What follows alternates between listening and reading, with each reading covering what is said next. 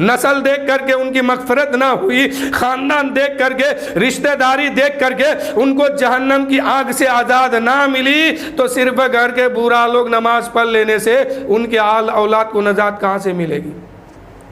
جب نبی کی بیوی ہو کر کے جہنم میں جائے گی، نبی کا بیٹا ہو کر کے جہنم میں جائیں گے، کیا آپ نے نہیں پڑھا، نہیں سنا حضرت نوح علیہ السلام کا بیٹے کو بہت سمجھایا، مان جاؤ خدا ایک ہے، مان جاؤ خدا ایک ہے، مان لو خدا ایک ہے۔ انہوں نے مذاق اڑایا، کہا کہ تیرا خدا پانی برسائے گا نا، ہم پیڑ پر چڑھ جائیں گے، پیڑ ڈوبے گا، ہم پہاڑ پر چڑھ جائیں گے، دیکھتے ہیں کہ تیرا خدا کتنا پانی برساتا ہے۔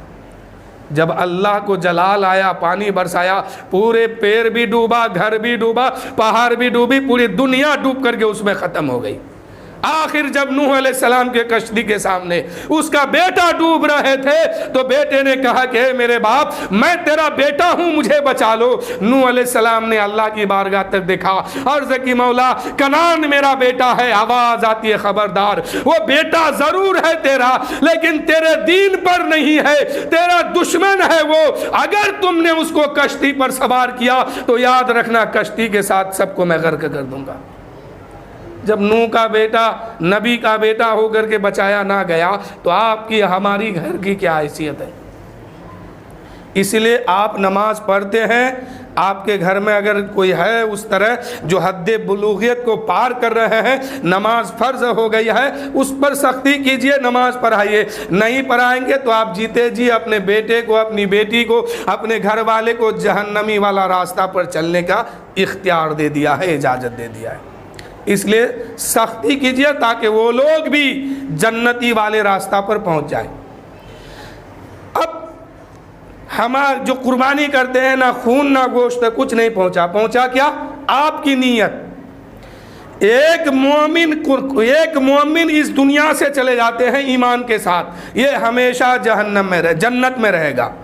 ایک کفار و مشرکین اس دنیا سے کو اپنے کفر کے ساتھ مر کے جاتا ہے، یہ ہمیشہ جہنم میں رہے گا۔ کیوں؟ کیونکہ جب تک اس نے زندگی میں دنیا میں رہا زندہ، تب تک کفر میں رہا، اور موت بھی ہوئی تو کفر کی حالت میں ہوئی۔ اس نے نہ جیتے جی خدا کو مانا، نہ مرتے وقت مانا، اس لیے ہمیشہ یہ جہنم میں رہیں گے۔ اور مومن جو ہے، چاہے وہ ایک دن کا مومن ہو، ایک دن اس نے کلمہ پڑھ کے گزارا ہو، یا 5 مہینہ گزارا ہو، یا 10 سال گزارا ہو، یا اپنی زندگی بھر ایمان کی حالت میں رہا ہو، اگر وہ ایمان کے ساتھ اس دنیا سے گیا تو یہ ہمیشہ جنت میں رہیں گے۔ کفار ایک دن اگر وہ کفر کیا ہے، ایک گھنٹہ اگر کفر کیا ہے، ایک لمحہ اگر کفر کیا ہے، اور اسی حالت میں اگر موت ہو گئی تو ہمیشہ ہمیشہ کے لیے جہنم میں رہے گا۔ کیوں؟ کہ انہوں نے کفر کر کے مرا، خدا کو نہیں مانا، رسول کو نہیں مانا، دین کو نہیں مانا، شریعت کو نہیں مانا، ایمان نہیں لایا۔ ایک گھنٹہ کے لیے اگر کفر کیا ہے اور اسی کفر کی حالت میں موت ہو گئی، اب اس کی نجات کبھی نہیں ہوگی، ہمیشہ ہمیشہ کے لیے اس کو جہنم میں رکھا جائے گا۔ اور ایک شخص ہے جو پوری زندگی کفر کیا لیکن آخری وقت میں ایمان لایا، اللہ کو مانا، رسول کو مانا، ایک دن گزرا ہے، ایک دن کے بعد دوسرے دن اس کی موت ہو جاتی ہے، تو اللہ تعالیٰ اس کو جنت میں ہمیشہ رکھے گا، اس لیے کہ اللہ پر ایمان لایا۔ تو کیوں؟ اس کو ایک دن کے لیے ایمان لایا ہے، 2 دن پر ایمان لایا ہے، 80 سال گزارا ہے زندگی میں، اور ان 80 سال میں 75 سال کفر میں گزارا، 5 سال ایمان میں گزارا، پھر بھی اس کو جنت میں ہمیشہ کیوں رکھا جا رہا ہے؟ اس لیے رکھا جا رہا ہے کہ اب اس کی نیت ہو گئی ہے، اس کی نیت ہو گئی ہے، اس نے مان لیا ہے کہ اب ہم جتنا دن دنیا میں رہیں گے، جب تک زندگی رہے گی، ہمیشہ خدا کو ایک مانیں گے، رسول کو آخری نبی مانیں گے، اس دین کو مانیں گے، اس شریعت کو مانیں گے۔ یعنی یہ ایمان جو لایا ہے، چاہے وہ 1 گھنٹہ پہلے لایا ہو، 2 دن پہلے لایا ہو، مرنے سے 1 مہینہ پہلے لایا ہو، یا 6 مہینہ پہلے لایا ہو، مرنے سے کچھ دیر پہلے ایمان لایا ہے، تو وہ اب یہ کہتا ہے کہ مولا ہم मरेंगे या जिएंगे, लेकिन अपने ईमान का दामन अपने हाथ से जाने नहीं देंगे, हमेशा ईमान पर कायम रहेंगे, हमेशा एक तुझे मानेंगे। तो इस एक खुदा को मानने की वजह से, ईमान लाने की वजह से, और नीयत यह हो गई है आज से जो हम आगे जिंदगी गुजारेंगे वो हमेशा ईमान पर रहेंगे। तो अल्लाह ताला इसको जजा ये देता है कि अगर आज ईमान लाया, कल इंतकाल हो गया, आज ईमान लाया, शाम को मर गया, तो हमेशा हमेशा के लिए इसको जन्नत मिल रही है। और एक शख्स 20 साल 50 साल दुनिया में रहा, 49 साल 5, 49 साल 9 महीना 9 29 दिन तक कुफ्र ईमान पर रहा। एक दिन अगर कुफ्र कर लिया, वो एक दिन ईमान से हाथ धो बैठा, कुफ्र में चला गया, नियत कर लिया कि अब इसी पे रहना है, तो अब इसको हमेशा हमेशा के लिए जहन्नम में रखा जाएगा। सारी इबादत खत्म हो गई। तो सारे दारो मदार किस पे है? नियत पर है कि हमने नियत क्या किया है। कुर्बानी किए हैं, कितने का जानवर है ये नहीं देखा जाएगा, क्या नियत है आपकी, किस नियत से कुर्बानी किए हैं ये आपका देखा, ये अमल आपका देखा जाएगा। वो फरिश्ता रब की बारगाह में कहेंगे, मौला ये तेरा इतना नेक बंदा है, इतनी नेकी इसके पास है कि सवाब का ज़ख़ीरा, नेकियों का अंबार इसके पास है। अल्लाह कहेगा, फरिश्तों तुम्हारी नज़र इसके नेकी पर थी इसलिए तुम नेकी लिखते रहे, हमारी नज़र इसकी नेकी पर नहीं है, हमारी नज़र तो इसके नेकी पर नहीं है, हमारी नज़र है तो सिर्फ इस पर है कि इसने नेकी क्यों की है। बंदा नमाज पढ़ा है, रोज़ा रखा है, हज किया है, ज़कात दिया है, कुर्बानी किया है, सदका किया है, क्यों किया है, किस लिए किया है, ये नियत देखा जाएगा।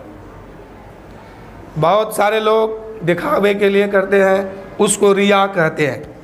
नमाज दिखाने के लिए पढ़ा जाए उसको शिरक कहते हैं, नमाज रोज़ा दिखावे के लिए किया जाए इसको रिया कहते हैं। इसका कोई जज़ा उसको तो नहीं मिलेगा, ऊपर से जो उसने किया इसके मुंह पे मार दिया जाएगा बरोज़े महशर में। यानी जो भी अमल बंदा करता है दिखावे के लिए उसको रिया कहते हैं, और इस अमल को कल बरोज़े महशर उसके चेहरे पे मारा जाएगा। चेहरा ऐसा बदसूरत होगा कि अहले महशर इससे घिन करेगा कि कितना बदसूरत आदमी मेरे सामने आया, कितना खतरनाक आदमी, बदसूरत आदमी, बद इखलाक आदमी सामने आया है। यानी पूरे महशर में जितने लोग होंगे सारे लोग उस आदमी से घिन करेंगे। किस आदमी से? जिसका अमल उसके चेहरे पे मारा जाएगा। वो अमल कौन सा चेहरे पे मारा जाएगा? जो अल्लाह के लिए खालिस ना किया हो, जो दिखावे के लिए किया हो। हम नमाज पढ़ते हैं ताकि लोग हमें नमाजी कहे, हम हज करते हैं ताकि लोग हमें हाजी कहे, हम ज़कात देते हैं ताकि लोग हमें दानी कहे, हम रुपया पैसा गरीबों में खर्च करते हैं ताकि लोग हमें सखी कहे। यानी ये ताके वाला जो लफ्ज आता है, दिखावे का जो लफ्ज आता है, यही लफ्ज आपके मुंह पे मारा जाएगा, यही लफ्ज करने वाले के मुंह पे मार दिया जाएगा। और ये सारा अमल जब चेहरे पे मारा जाएगा ना, चेहरा ऐसा बिगड़ेगा, ऐसा बिगड़ेगा कि हजरत आदम से लेके अब से लेके ता क़यामत तक जितने भी इंसान होंगे सारे इंसान उसे घिन करेंगे, उसके चेहरे से दूर भागेंगे। इसलिए कोई भी काम कीजिए, कुरान कहता है कुल इन्ना सलाती व नुसुकी व महयाया व ममाती लिल्लाहि रब्बिल आलमीन। ऐ महबूब, ऐ महबूब तुम फरमा दो, हमारी नमाज, हमारी कुर्बानी, हमारा जीना, हमारा मरना सब अल्लाह के लिए। जो भी काम करें सब अल्लाह के लिए करें। अब बहुत सारी काम है, शराब पीना, चोरी करना, गुनाह करना। मैं तो यहाँ से नहीं कहूँगा कि आप चोरी कीजिए, शराब पीजिए, जुआ के लिए गुनाह कीजिए। इसलिए जितने जायज़ काम है उसी काम की इजाज़त शरीयत आपको दे रही है। वही हम बयान कर रहे हैं कि जो भी शरीयत में जायज़ काम है, सवाब के लिए है, वही काम करने की इजाज़त है आपको। और शरीयत ने जिस काम को करना मना या हराम कर दिया है, इस काम से आपको बचना है। تو مسلمان کا کام ہونا چاہیے کہ صرف ہم جو کام کرتے ہیں وہی کام جو شریعت ہمیں اجازت دیتی ہے. کوئی بھی کام مسلمان کرتا ہے قدم اٹھانے سے پہلے، ہاتھ بڑھانے سے پہلے وہ شریعت سے پوچھتا ہے، اے شریعت بتا اس کام کو ہم کریں کہ نہ کریں. اگر شریعت اجازت دیتی ہے مسلمان خوشی سے اس کام کو کر لے. اگر شریعت کہتی ہے خبردار خبردار یہ کام تمہارے لیے جائز نہیں ہے، یہ کام تمہارے لیے صحیح نہیں ہے، تو مسلمان کو رک جانے کو ہی مسلمان کہتے ہیں.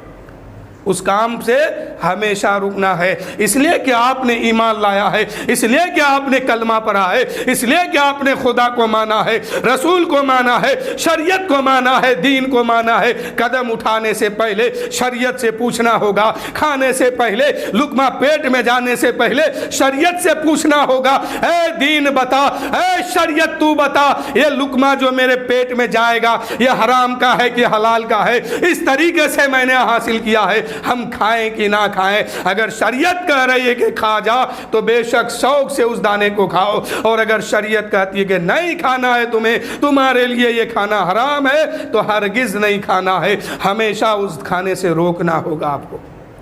سارے عمل کا دار و مدار آپ کے نیت پر ڈیپینڈ کرتا ہے کہ آپ نماز پڑھنے آتے ہیں، زکوٰۃ دیتے ہیں، صدقہ کرتے ہیں، خیرات کرتے ہیں، کس لیے کرتے ہیں؟ اللہ کو راضی کرنے کے لیے یا دکھاوے کے لیے؟ اس لیے کہ آپ کی نیت کے بارے میں نہ ہم بتا سکتے ہیں، نہ اس دور میں کوئی اور بتا سکتا ہے کہ آپ کس خیال سے اس کام کو کرتے ہیں. تو خیال عمل آپ کا ہے، اپنا خیال اپنے پاس سدھاریے، اس کو ٹھیک کیجئے.